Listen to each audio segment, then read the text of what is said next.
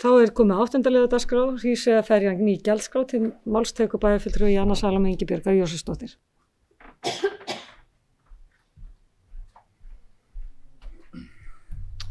Forseti ágætu bæjarfulltrúar. Vegagerðin tilkynnti í gær breytingar á gjaldskrá Hríseyjarferjunnar Sævars sem taka mun gildi 1. maí næstkomandi. Íbúar Akureyrarbæjar í Hrísey hafa lýst yfir óánægju með þá hækkun á fargjaldi sem snýr að svokölluðum upphringiferðum. Gjaldskrá upphringiferða var áður á þá leið að fullorðinn greiddi 1700 krónur aðra leið og ungmenni, öryrkjar og aldraðir 850 krónur. Þegar ný gjaldskrá hefur tekið gildi mun upphringiferð kosta 3700 krónur á hvern farþega.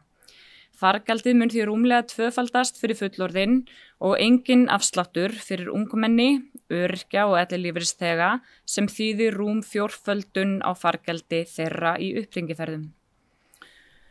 Upphringiferðir til upplýsingar eru ferðir sem eru eingöngu farnar ef þær eru pantaðar fyrirfram.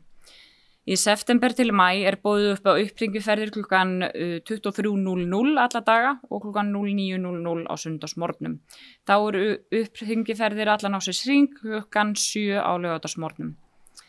Þessi breyting hefur í för með sér gífurlegan kostnaðarauka fyrir íbúa Hríseyjar, en upphringiferðir eru ekki greiddar af Akureyrarbæ heldur íbúum sjálfum.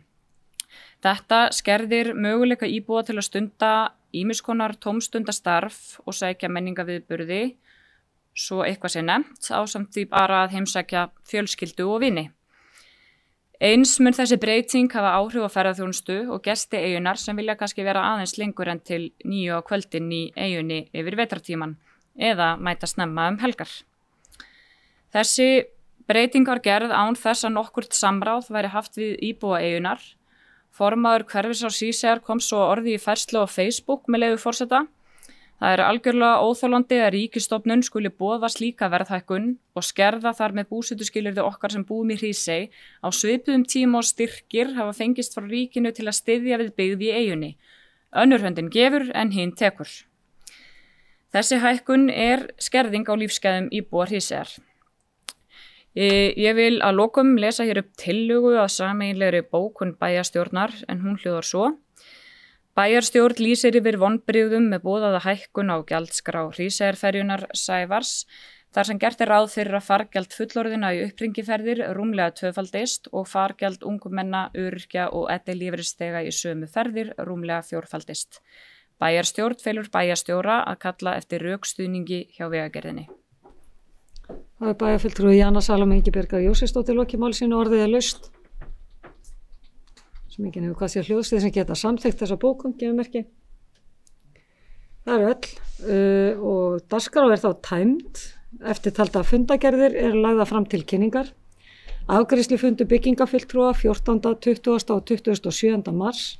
Bæjarráð 19. og 27. mars. Fræðslu- og lýðheilsuráð 12. mars. Skipulagsráð 27. mars, umhverfis- og mannvirkjaráð frá 18. mars og velferðarráð 27. mars og hægt að nálgast allar þessar fundagerðir á heimasíðu bæjarins. Ég segi fundi slítið 5 mínútur í 6. Takk fyrir góðan fund.